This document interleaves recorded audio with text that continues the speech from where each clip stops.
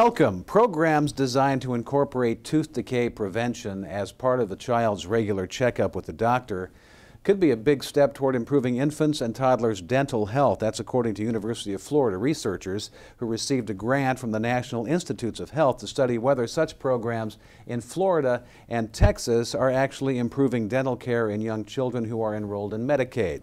My guest is Dr. Frank Catalanotto. He is a professor of pediatric dentistry in the College of Dentistry. Doctor, thanks for joining us today. Good to be here with you. Would it be safe to say that conventional theories, I guess probably by most people who are laymen, would suggest that a kid's baby teeth, you don't have to worry too much about that because they're falling out anyway, and that's a misconception, isn't it? That's a major misconception. Those teeth are important for a variety of reasons. Just chewing food is one example, and for a child getting proper nutrition. And then guiding the permanent teeth into the right position is another very important function of baby teeth. So they are very important. And there have been actual cases where we've had terrible outcomes because of a dental infection that was overlooked, right? Yeah, that's one of the real tragedies of this very preventable disease.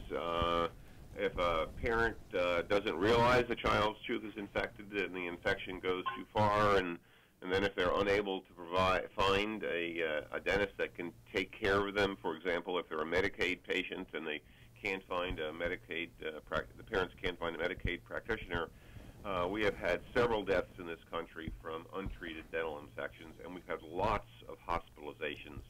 I mean, in Florida alone, in one of the years we looked, there were 1,200 hospitalizations in 1 year for a dental infection that had gone too far.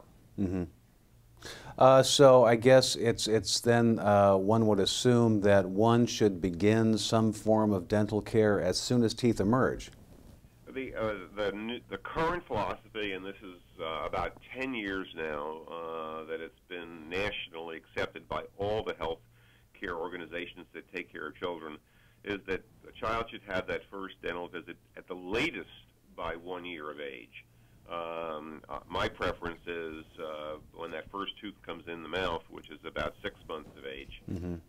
So the parents can get the right advice about what to do. They can start brushing with a fluoridated toothpaste, and then if they're a high-risk child, the dentist can apply fluoride varnish, which is a wonderful preventive agent. Should, for example, a child in this age group, say in the age of 2 or 3, who's got a full set of baby teeth, would they need periodic cleanings? They would need a cleaning, but our recommendation is that the kind of cleaning that would be done is not what we see in adults frequently, which is with a rubber cup, a pumice prophylaxis, but just a toothbrush cleaning with a fluoridated toothpaste is all that we recommend and all that we do. Talk a little bit about how this affects then later on when the permanent teeth emerge. Is there a noticeable improvement overall, do you think? Well, yes. So the data that we know about right now says that high levels of caries in the baby teeth and the primary dentition are a good predictor of the dental caries level in the adult dentition. So that's one of the very logical reasons why you want to prevent the disease early on. One of the other factors in the young child is that the caretaker, the mom and the dad, if they have high levels of untreated cavities, that means they've got lots of the bacteria associated with cavities. That's a bacteria called Streptococcus mutans, and that gets transmitted to the child. And that's how this disease gets initiated. Mm-hmm. Now, there's not much you can do about the transmission, but you certainly can do something about the other risk factors like the diet, whether the child is on a bottle, whether the child should not go to bed at night with that bottle unless it has only water in it. And that's part of the simple advice you need to try to get to parents. Okay, and taking this further, because of the economic climate in this nation right now, it's safe to say also that many people are putting off or at least delaying routine dental care. This kind of early prevention can actually prevent some big medical costs, couldn't it? Well, medical and dental costs, and there's some very clear studies right now that show that the earlier you start the prevention, even though you're going to incur some costs for that, the lower the long-term costs are for taking care of that child. So there's very clear evidence right now, and that's why the states are doing this, why they're reimbursing medical providers now to provide these early childhood caries preventive procedures. And finally, can you talk about some of the aspects of this study, which is ongoing now?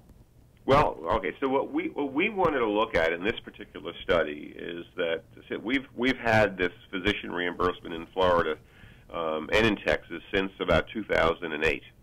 And one of the steps the physician is supposed to do, in addition to the exam and the risk assessment and applying the varnish and the parental education, is to try to make a referral to a dentist, to get that child to a dentist as early as possible. We're going to look at whether, in fact, that's actually occurring. Are the kids getting to the dentist? Because obviously, the physician can only do preventive care. They can't do the definitive care that we dentists can do. So we're going to look at the factors that are influencing whether or not the kids are actually getting to the dentist. And the results of that will help us make policy recommendations to states like Florida and Texas about, look, this is working, this is not working, how can we improve it? Well, it's exciting, and we appreciate your good work, and thank you for taking the time to tell us about it today. You're very welcome. Take care, Scott. He is Professor Frank Catalanotto. He is a professor of pediatric dentistry in the College of Dentistry. I'm Scott Drake, and you're watching the Dentist News Network.